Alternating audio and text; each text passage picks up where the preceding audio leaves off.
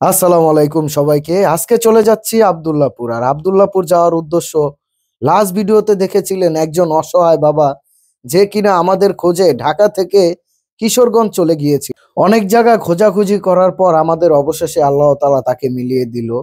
আর আমরা তাকে কথা দিয়েছিলাম যে ভাই, আপনার ছেলের জন্য আমরা একটা ব্যবস্থা করে দিব। হানিফ যদি কাউকে কথা দেয় সেই কথা রাখার বরাবর চেষ্টা করে। আজকে আমাদের মানবতার বাহনটি নিয়ে আসিনি, যার কারণে আমি মেট্রো রেলে টিকিট কাটার জন্য দাঁড়িয়ে রয়েছি সিরিয়ালে। আপনারা সবাই তো ভালো করেই জানেন যে মানবতার বাহনটা ছাড়া আমাদের চলে না। ঢাকা থেকে উত্তরা আইতে হইলে অনেক জ্যামে পড়তে হয়, যার কারণে আপনাদের প্রিয় ডিম বাইকার হানিফ বলল যে কবির চলো আজকে আমরা মেট্রো রেলে ভ্রমণ করি। আপনার যদি মানবিক কাজ করার ইচ্ছা শক্তি থাকে তাহলে মানবতার বাহন লাগে না, যে কোনো বাহনে করে আপনি গিয়ে কাজ করতে পারবেন।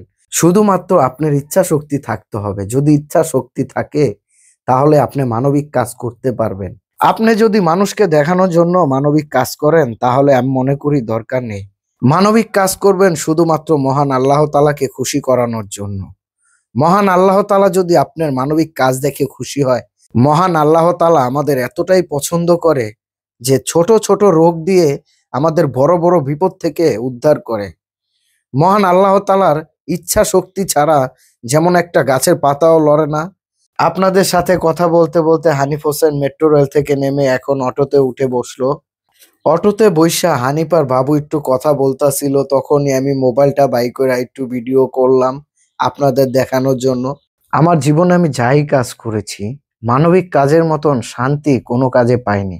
এটা একটা অন্যরকম শান্তি পাওয়া যায়। হসপিটালে আসার সাথে সাথে তারা দুইজন আসলো। আইসা বলতাছে, হানিফ ভাই আপনার পাও ধরি, আমার ছেলেটাকে বাঁচান।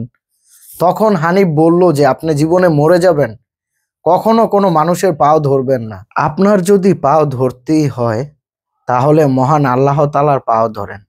নামাজে বসে কান্নাকাটি করেন। মানুষের কাছে কান্নাকাটি করে কোনো লাভ নেই। মানুষ মাত্র একটা উসিলা। সবকিছুর মালিক হয়েছে মহান আল্লাহ তাআলা। আল্লাহ তাআলার ইচ্ছা শক্তি ছাড়া কোনো কিছুই হয় না। আমি তো শুধুমাত্র একটা উসিলা। কথা দিয়েছিলাম আপনাদের জন্য একটা ব্যবস্থা করে তারপরই আসব। আর আমি যখনই দেখেছি কোনো অসহায় মানুষের জন্য আমি হাত পেতেছি, আমার এই হাত কখনো কেউ খালি হাতে ফেরায় না। আমি ধন্যবাদ জানাই ডিম বেকারকে। আর ধন্যবাদ জানাই যারা সবসময় ডিম বেকারের ডাকে সাড়া দেয়। আপনারা না থাকলে হয়তো ডিম বেকার একাপক্ষে মানুষের সেবা করতে পারতো না। আপনাদের সকলের ভালোবাসা নিয়ে ডিম বেকার মানুষের সেবা করতে পারে।